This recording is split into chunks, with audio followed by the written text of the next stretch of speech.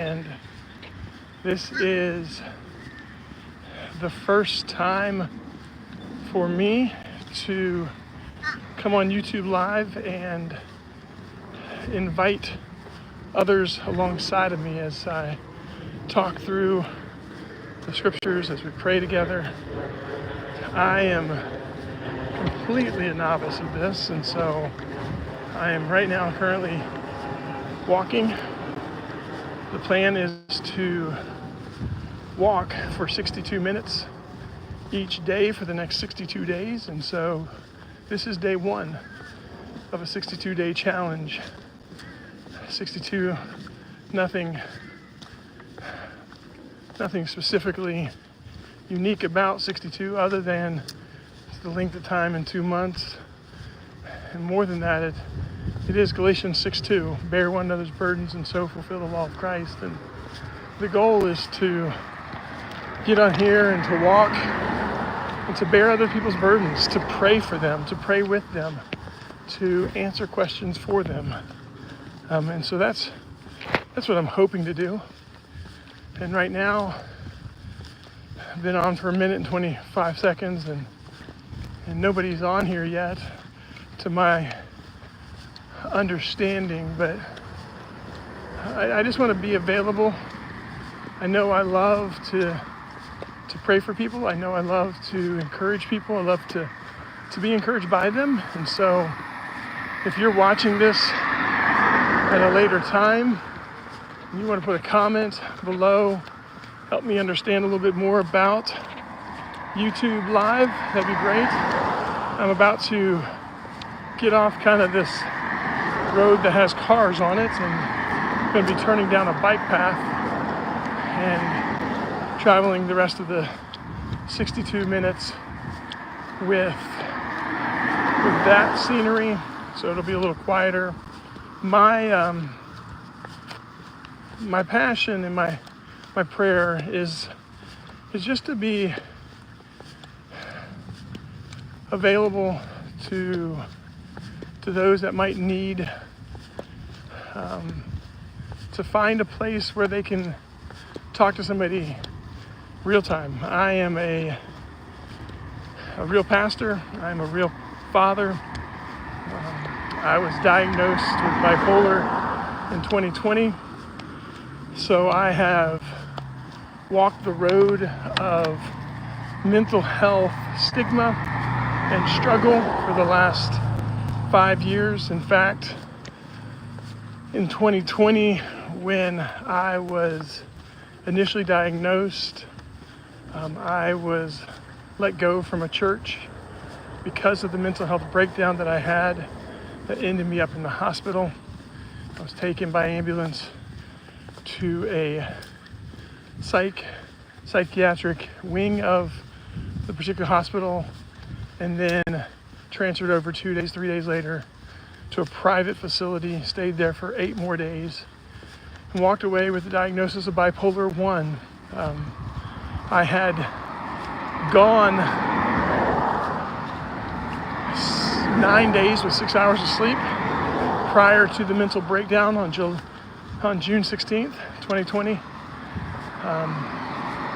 The trigger that sent me from a hypomanic state to a manic state was the fact that my counselor, who I had been seeing and talking to, when my wife reached out to him a month prior, he ghosted her and he didn't talk to me. Instead, here, let me try to make this a little clearer. Instead, he reached out to my boss, and I know I'm breaking all sorts of YouTube rules probably. That's the thing, I want this to be real and genuine. I want this to be a journey together with you. So anyways, back in 2020, my wife reached out to my counselor and said, hey, I think Mike might be struggling with bipolar. I'm teaching AP Psych and seeing some things in terms of sleeplessness, a little bit of irritability and just was acting a little bit different. And she said that he's had a psychiatrist in the past that had helped him a few years back by just giving him some sleep medicine. Is there anything that you can recommend? And he never responded to her. He ghosted her, and he didn't reach out to me, but instead he talked to my boss. And that directly led my boss to going into help mode, right? But without telling me, because they were all afraid that I was going to respond negatively. And a month later, on June 7th, I received a notice that said, "You're on leave of absence for 3 months. Go get help." And I didn't understand what was going on. And it was on June 8th that I, alongside my wife, learned that my counselor had talked to my boss. And it wasn't because my boss told me, it was because my wife pushed mute when she was on the phone. And she said, "Mike, if I talk to your counselor couldn't talk to your boss, could he? That's HIPAA rules. That's illegal, right?" And I didn't understand what was going on. I'm like, what? What happened? And sure enough, what she was afraid of actually is what happened. And over the next 9 days, I went into full detective mode, trying to figure out, is this true? And sure enough, it was. And I just couldn't calm myself down. I couldn't get myself to sleep.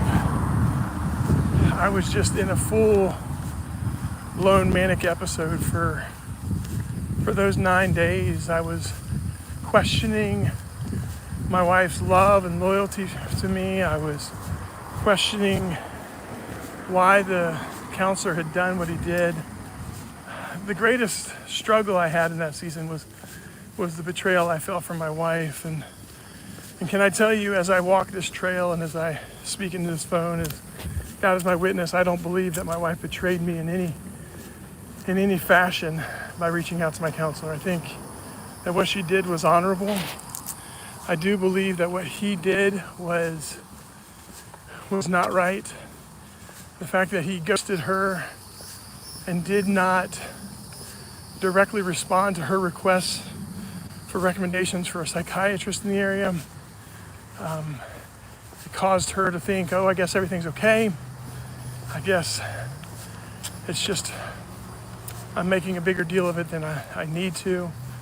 And when in reality, she wasn't doing that. She was genuinely concerned that I was just acting differently. And just to give you an idea of why I was even seeing a counselor in that season, I was learning from my older brother that my father, who died a week before my first birthday, I was learning from him that there's a good chance he wasn't killed by a drunk driver, that it wasn't an accident, that the hit and run was actually something that was executed or carried out by cops. That was what was being stated to me by my brother as I'm talking to him on the phone, and I'm reconnecting with him because, man, I had lost contact with him and really not really respected him much of my life, because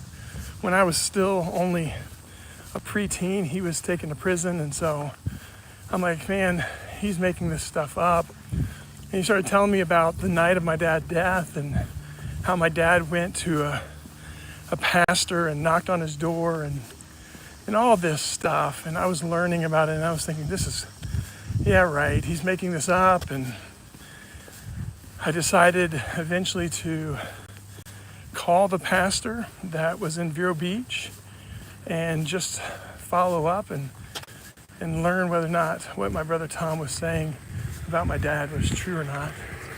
And sure enough, I got a hold of him. He was living up north, and I just said, hey, I'm Tommy's son, I'm Garnett's son, and I don't know if you remember the night of my dad's death, but if you do, can you share with me? And sure enough, he told me, oh yeah, that night he came knocking on my door. He was just in a panicked state, a frantic state. He shared with me that that was something that my dad was known for. He would often get ahead of himself. He shared that he really believed my father was one of the smartest men he ever knew. He was brilliant. These were all things, by the way, that I'm hearing for the first time about my dad. My mom had really kept a lot of things from me and really had carried a great deal of grief and in her own pain because my father and her were separated at the time of his death. And so, anyways, when I learned that the night of his death, he knocked on the door of this Baptist pastor's house and he told him, he said, they're going to kill me. He was met with apprehension from the pastor. The pastor said, Tommy, no, they're not. You're fine.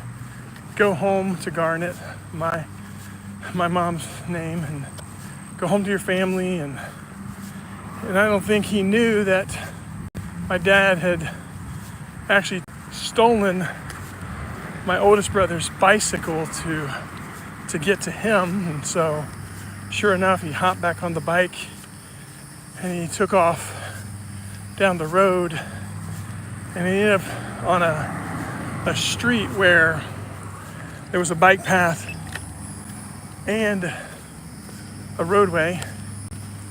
And the next morning, the police report was filed that it was a hit and run, that there was no signs or traces of evidence, and that Tommy was a victim of a hit and run accident. And so that truly took me by surprise in 2020 when I was learning this. I was hearing the possibility that my dad had been ran off the road intentionally and killed. And in that time, I was already walking through a season of great movement in life and positive movement in many ways. I just helped the church I was working for build a $3 million children's wing. We were beginning to start to see growth. COVID obviously was hitting, and some of the creative thoughts of teaching and kids ministry were starting to resonate in my heart. I thought, this is opportunities to do some things that I've always wanted to do. And so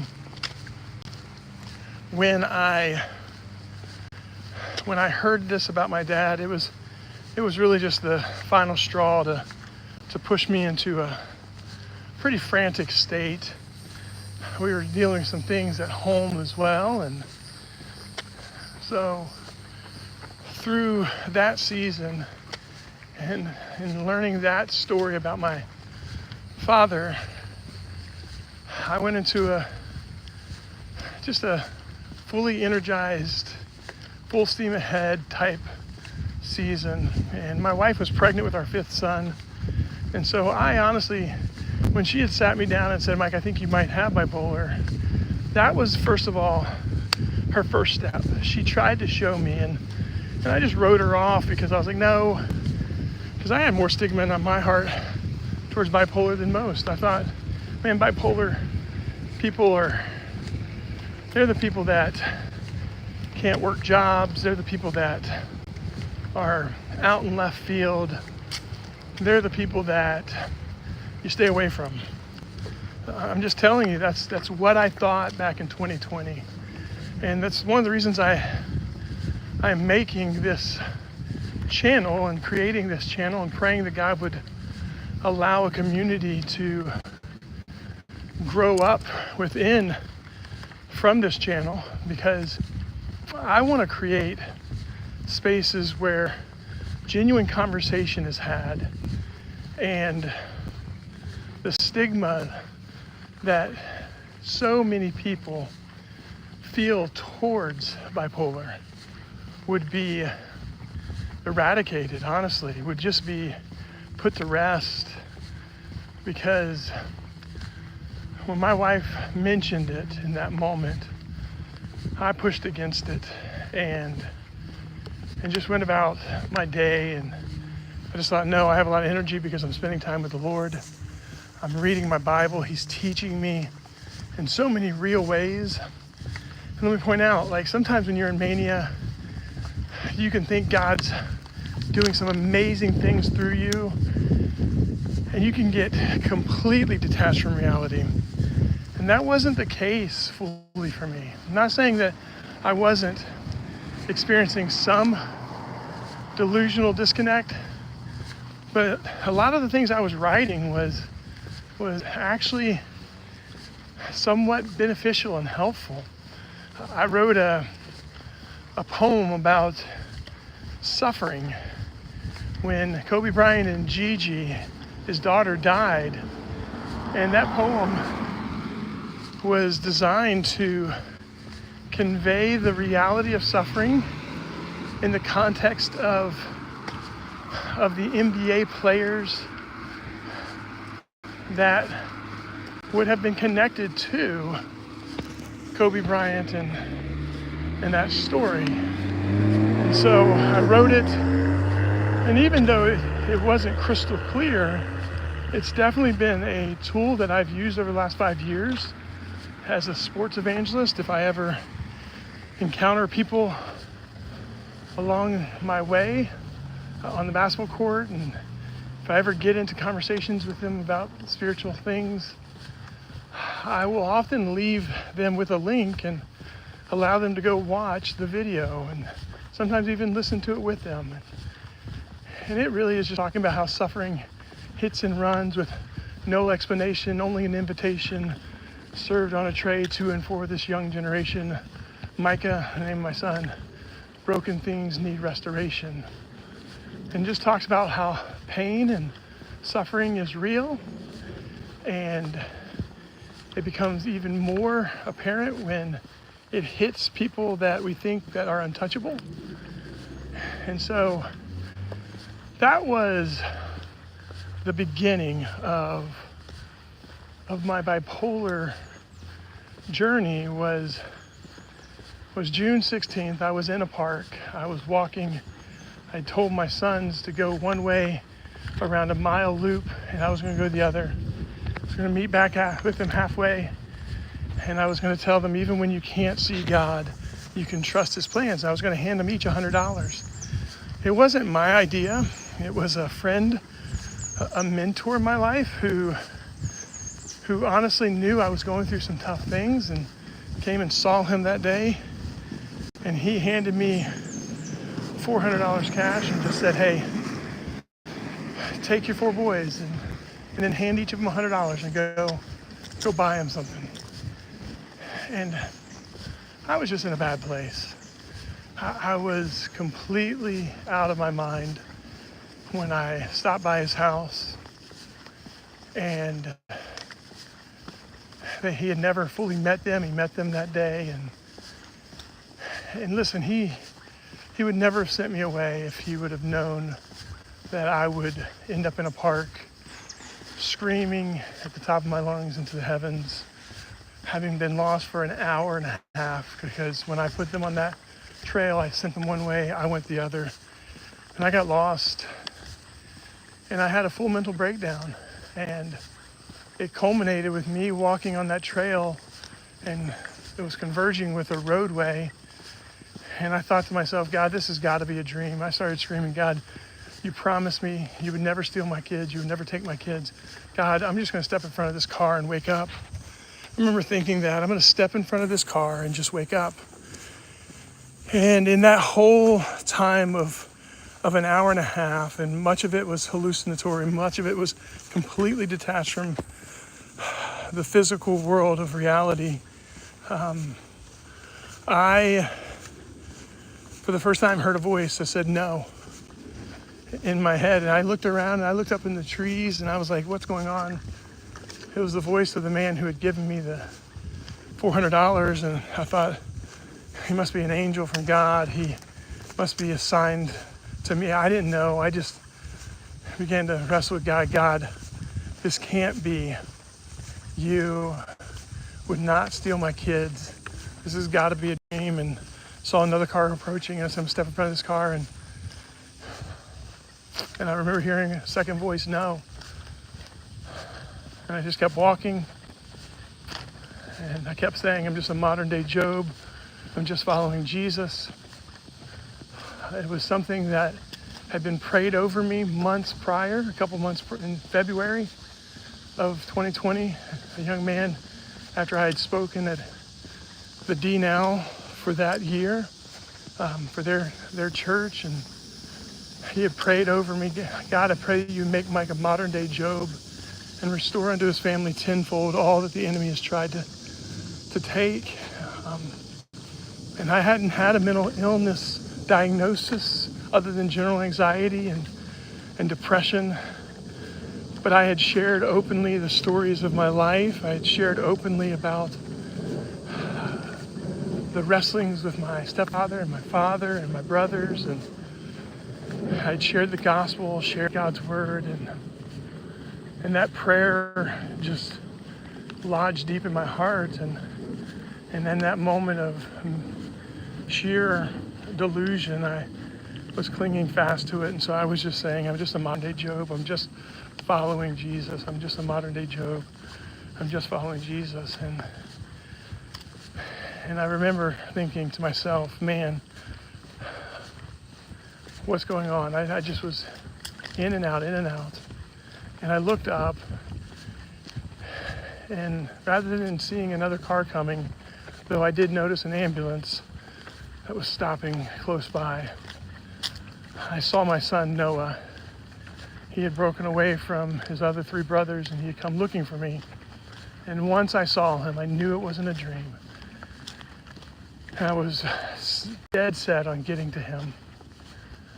But obviously, a 6'9" guy screaming in a park, frantic, out of his mind, is something that you don't allow a little kid to come to, even if it's his dad. He didn't know and never see me in that state because I'd never been in that state. And I still remember when the EMT arrived with the cops, they tried to stop me, and I said, I'm just going to my son, Noah. And I just kept pointing, and I had my hands up, and they tried to stop me, and I just kept pulling and walking away, and didn't swing or anything, just kept my hands above my head. And it took a third guy that played college football just to bum rush me from the side. And they put whatever medication into my arm that knocked me out. And a few hours later, I woke up in the hospital, strapped to the bed, still hallucinating powerfully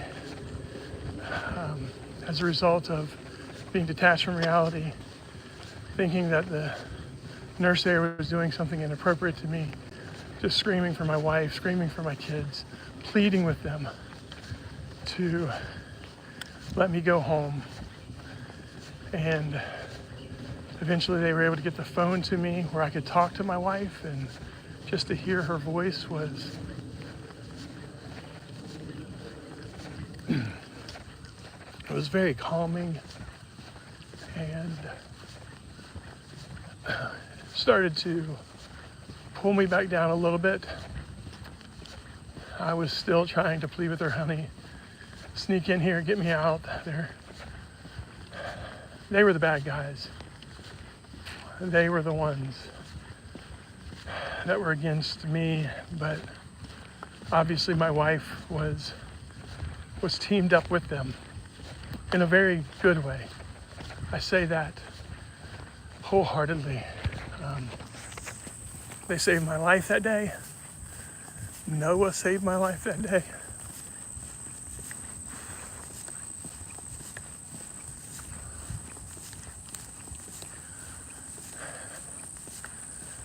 As I think on that day, I realized that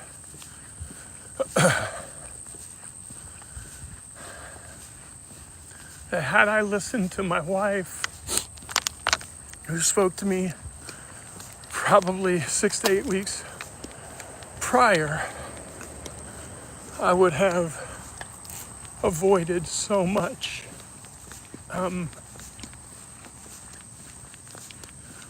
personal pain and embarrassment. My family would have avoided so much pain. But I also realized that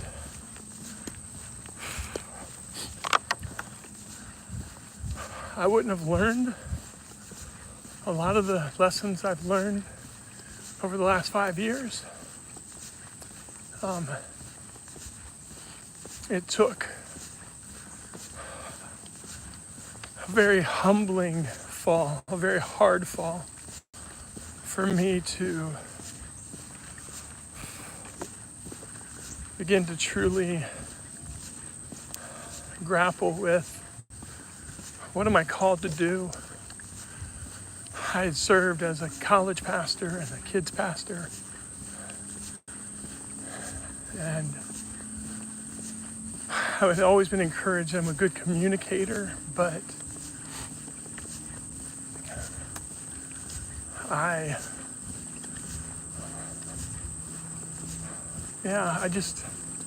wasn't in a great place prior to that 2020 turn. And then when I had doors open to speak at a couple of events, I really got swept away. And God, you're going to do great things through me. God, you're going to make straight the path, Father, that is going to lead to your glory and my good. These are statements that are true, but they were prideful statements. They were, in many ways, predicated by me being a successful communicator, and by me being a person of great, I don't know, notoriety, maybe. I just know this, that it was pride that caused me to not listen to my wife. It was pride and thinking, I just have a closer relationship with Jesus than you. And man, that fall slammed me to the ground in a way that I had never experienced. And I had to reboot and reconsider what's my ministry all about? And yeah, so that was June of 2020. And after the mental breakdown, I was told by the Council of Men who had convened to put me on leave of absence that the invitation to return to work was no longer there, that it was time for me to move on. I was encouraged to head to Florida. And it was painful. It may have been more painful than even the hospital stay, was to learn that my church was saying, it's time for you to go. You don't belong here.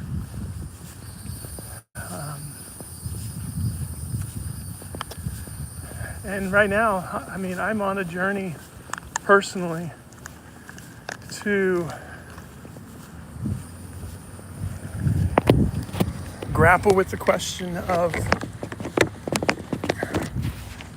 Does a severe mental health diagnosis,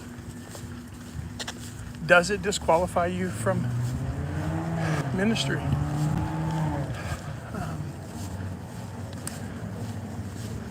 That is a road that I am on.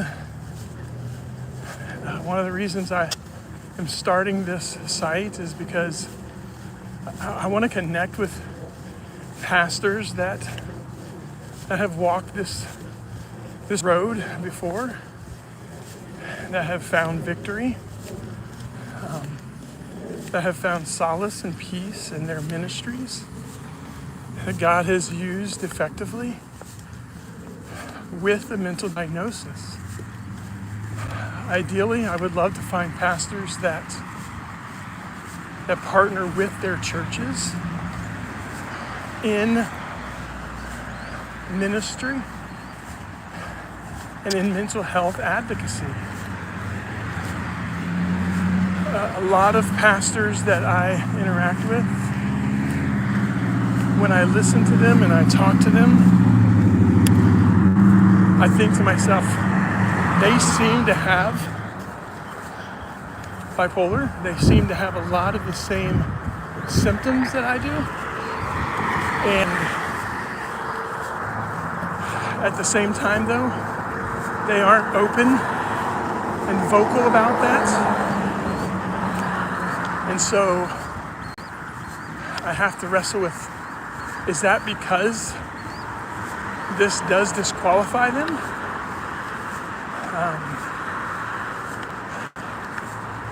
I will, on one of my next journeys, one of my next walks in the 62-day challenge, I will share with you about my personal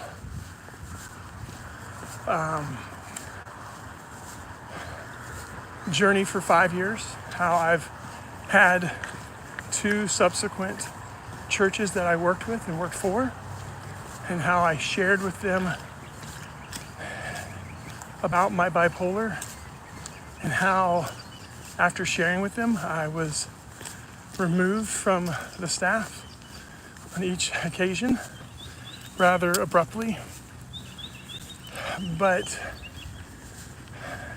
I'll also share how the current church I serve at is one that is fully aware. I share with them on the front end everything about my diagnosis, and they have done nothing but support me in my story, in my telling of my story. And so that is where I hope to go. That is going to be a part of this 62-day challenge, is just reliving it on camera.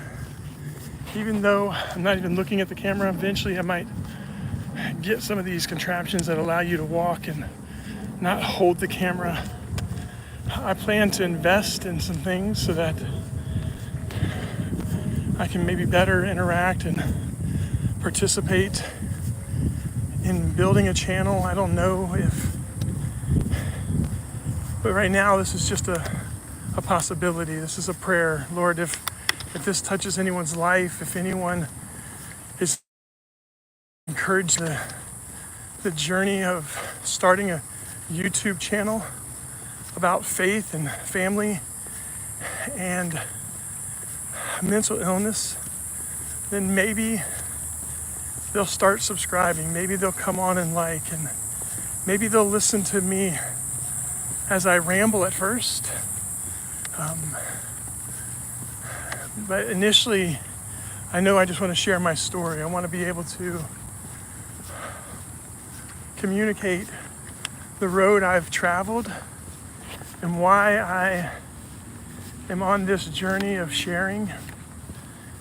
The 62-day challenge isn't primarily about building a channel, but it is about building a community of persons that either can help me or I can be a help for them I openly invite and welcome anybody to message me, to reach out to me and let me know if they are a pastor that, again, struggles with mental health diagnosis, bipolar, schizophrenia, schizoaffective, any mood disorders, personality disorders, anxiety disorders.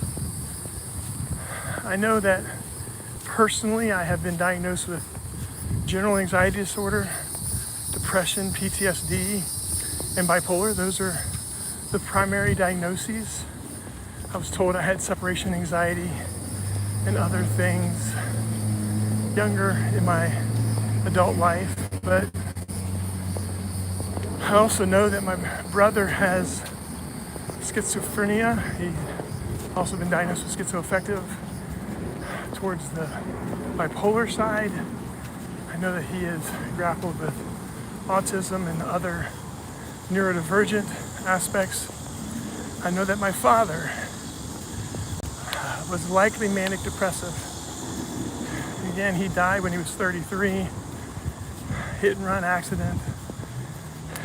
By the way, what made me frantic back then and really charged me, in many ways, that's changed in my own heart, and I now see that my dad's death was primarily a result of him being in a frantic state. Whether or not it was intentional by the car that hit him, I know that the manic state of mind that he was in did not help him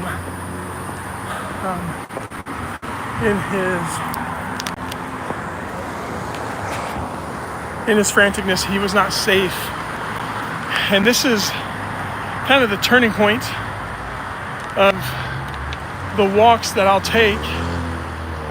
It's on a bridge not too far down from my house that I hope to come to each of these 62 days. Now, there's some of the times I'll do my walking on different bike paths, but there's something sacred about going to the places that brought the most traumatic memories in my life. A bike path for my father's death, and a bike path I was on when I had a mental breakdown, a full mental breakdown, that in some ways is grounding to me. It reminds me that the final word hasn't been spoken, that I don't have to fear the places that brought pain, as long as I'm traveling those places in the right frame of mind, as long as I'm traveling those places with a community of helpers in my life. Let me point out that while I do hope to create a community online to talk with and to learn from and to minister with and minister to and be ministered by, I also seek that in my daily life. The church that I am privileged to be a pastor at is fully aware of my diagnosis. They know that I am seeking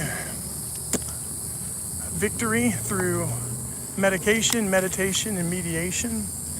That is something that I will talk about often on here, is the importance of medication. I fought against medication for the first 4 years of my diagnosis, and it wasn't until this final go round that I've committed. I'm gonna be on medication unless God makes it ever so clear through multiple psychiatrists stating, Mike, you don't need this. I am going to be a patient of psychiatric care. I am going to be a patient of therapy, talk therapy, and counseling. I am going to be a participant in biblical counseling, euthetic counseling. I am going to be an advocate for friendships and relationships to help you along the way.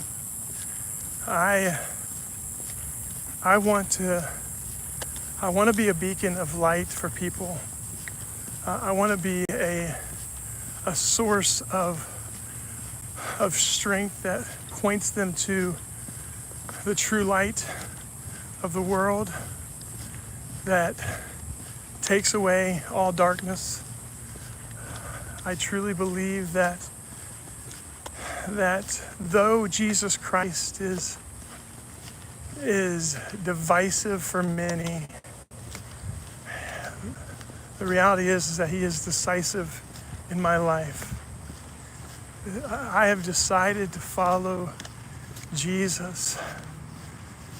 And I believe that bipolar is part of the cross that I've been called to bear. It's part of the thorn that God has chosen to share with me. And I believe that God's grace being sufficient is a truth that allows me to see that his anointing on my life might not be in spite of the thorn, but in light of it. It might be the very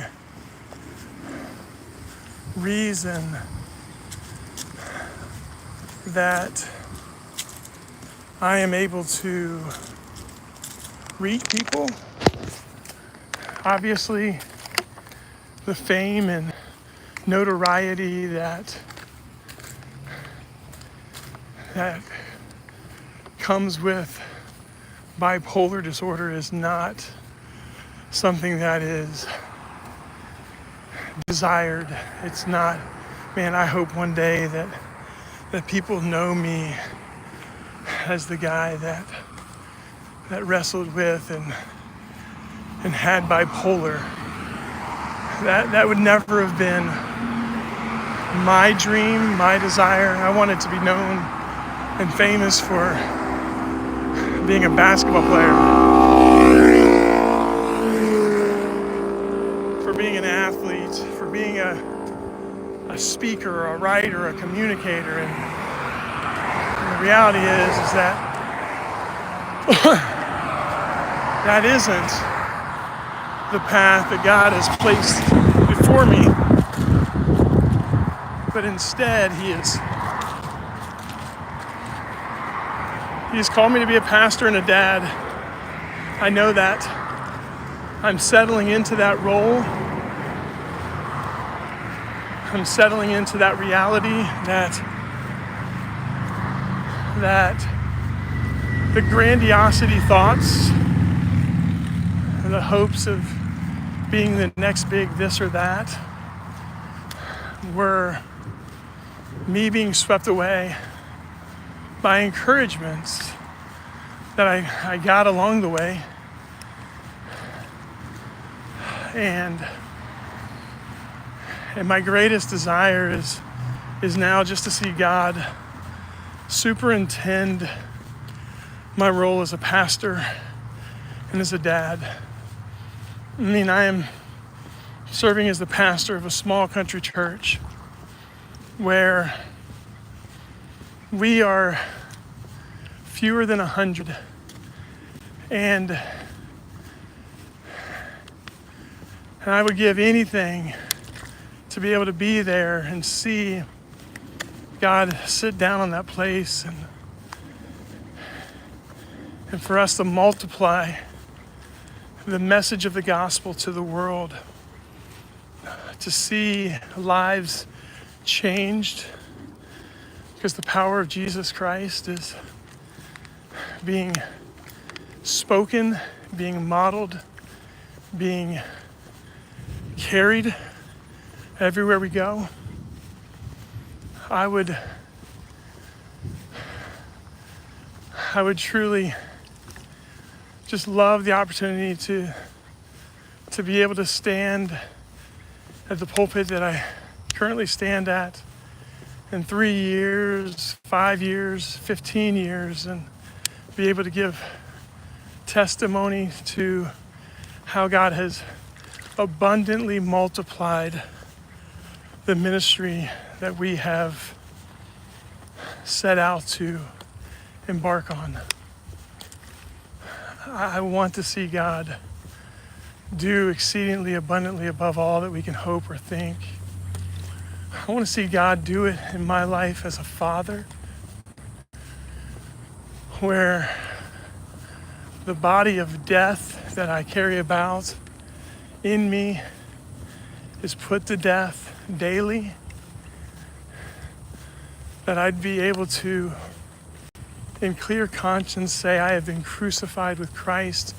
It is no longer I who live, but Christ who lives in me.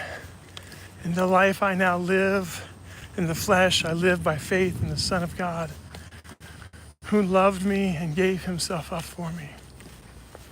I want Jesus to be my all in all. I want Jesus to radically grab a hold of my kids' lives and transform their hearts, move in such a way that only he can get glory and honor for. I want to be compelled by the love of Christ. I want to continue this journey I'm walking each day and wrestling with my thoughts and sharing them with people that maybe aren't even online right now. I want to believe that genuinely somebody's going to come on here. Somebody is going to see this, and somebody is going to be encouraged to keep walking.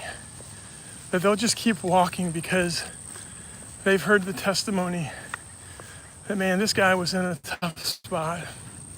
I didn't even share, but after June, when I lost my job, it was lights out in many ways for me, emotionally, spiritually. Things just went dark.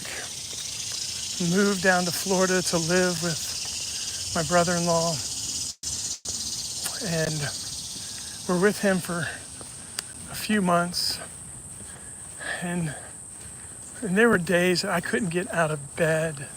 It hurt so bad. My son had just been born, and I struggled to even hold him. I struggled to think I could ever be a father to him. And you have to understand that my dreams were to be a good dad. That was my dream all along. And when they handed me that little boy, in the midst of the depression,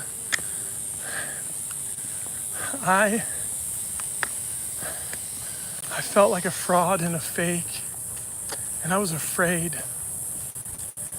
that that little boy was going to live a life like I did, a life without a father present.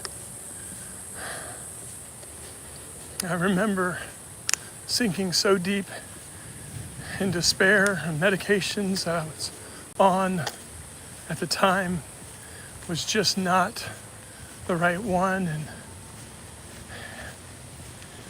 and my belief that I am disqualified, I am a fraud, were just put on blast in my heart. And I do believe that Satan tempted me to despair in that season like never before. And I remember asking my wife, take me to the hospital. I don't enjoy life anymore. For the first time, I vocalized, I don't want to live. And she took me to the hospital. And I was really going just so they would change my medicine. And within 30 seconds of me saying that, man, the medicine they have me on has me not wanting to live, I was instantly Baker acted, placed on a bed, strapped down, and the hospital stayed for about 4 hours before they transferred me to a mental hospital, processed me through. And within 11 hours, they let me go because they learned I wasn't saying I was going to take my life. I was saying I don't enjoy life. I don't want to be alive. And so they simply took me off the medication and allowed me to go home. And I wish I could tell you that I went home and was roses and rainbows, but it wasn't. It was tough. It was a season of despair. And it was so hard for me to get out of bed. And listen, I speak about this knowing that depression and despair is an all too familiar friend that might try to revisit. I pray he never does. One of the ways that I seek to not return to that place is choosing to come to these places, to walk, to put my story before others, to share, believing that when I bear another person's burden, I fulfill the law of Christ. And when I allow another person to bear my burden, they're fulfilling the law of Christ. And ultimately, both being ministered to and both ministering to others, help lighten the load. They help decrease the depression. And one of the things that I've always aimed to attack depression with is resisting the urge to exist. Resisting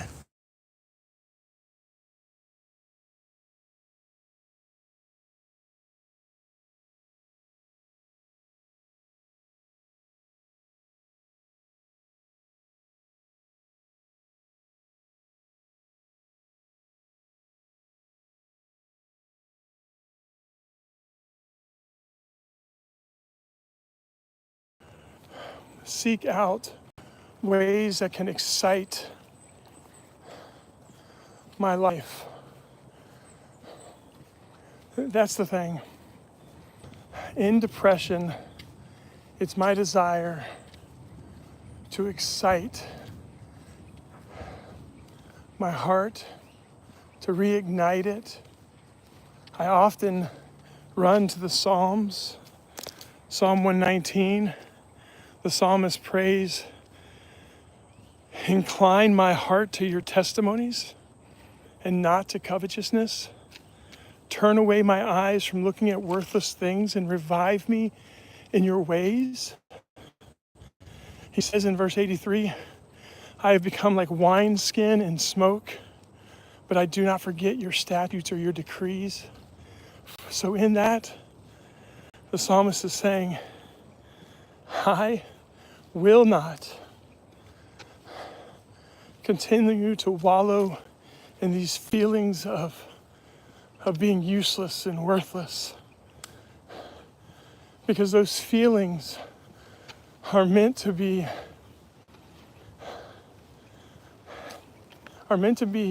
fuel to ignite movement. I truly believe that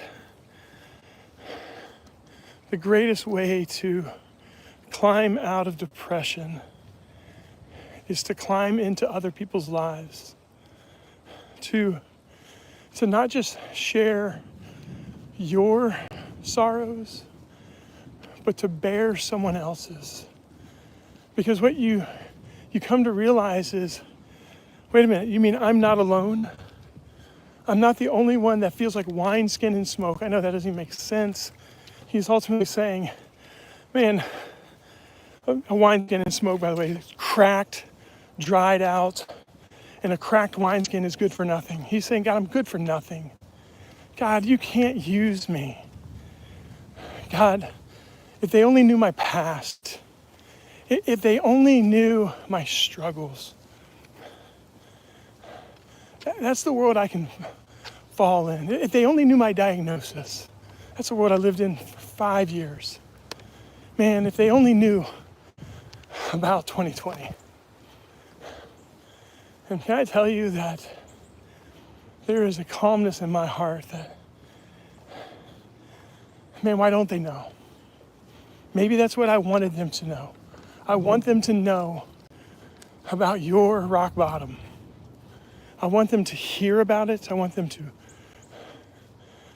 be able to experience it with you and through you so that they can avoid it, or so that I can bring them out of it. Man, I become like wineskin in smoke, but I do not forget your statutes or your decrees, Lord. I don't forget what you say. I don't forget the way you do things. And I praise God that He is in the business of taking broken pieces and turning them into masterpieces. Back in 2020, in those mania seasons, I remember writing a message, 2020 and 2022, and I'll share about 2022 later, but I remember writing out a prayer. God, as I continue this week, I confess that I'm weak. And as I take to my boats all the ships we travel on, relationships, discipleships, fellowships, friendships, entrepreneurships, whatever ship you're on, as I take to my boats, I make you my boast. Lord, I'm not all that in a bag of chips. I'm just the bag. And Jesus, you're the chips. And you're chipping away at my life and the life of those around me. So make me more like you. So may you increase and I decrease. I know that prayer, when God wrote it on my heart, it helped change my approach to thinking I had to fix things.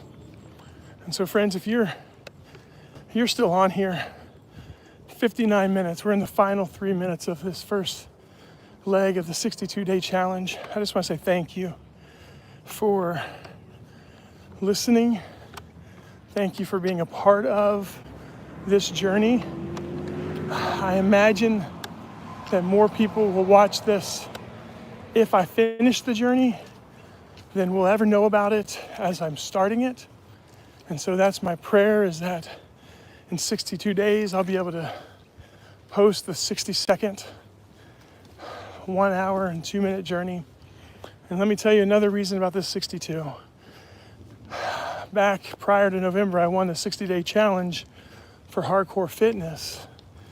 And it was before I lost my job and all that. And again, that'll be discussed in another another leg of my walk. But that 60-day challenge, I lost 47 pounds, and it took serious my health. And in many ways, I gained back a lot of that weight since November 22nd, when I was handed papers that said, "You're fired." 10 days after getting a $20,000 raise. Yeah, that'll bless your heart. But this challenge, 62 days, Galatians 6:2, but also walking 62 minutes, the idea of walking 2 minutes more. When my son Silas was learning to say, "I love you," I would say, "I love you too much," and he'd say, "I love you too much." And one day he said, "I love you 2 minutes." And when he said that, it just made me smile and laugh. And I said, "I love you 2 minutes." "No, I love you 2 minutes." And later on, as I was preparing to teach, it dawned on me that if you love somebody for 2 minutes, you'll love them the rest of your life, this minute and the next, because love is always present. And you and I have been called by God to choose to love others. With all of our heart, soul, and mind, we are to love Him. We are to love others as ourselves. And so today I pray that it'll find you loving yourself. It'll find you loving others, and loving the Lord. And on your journey towards health, I pray that this will be an encouragement for you to keep walking.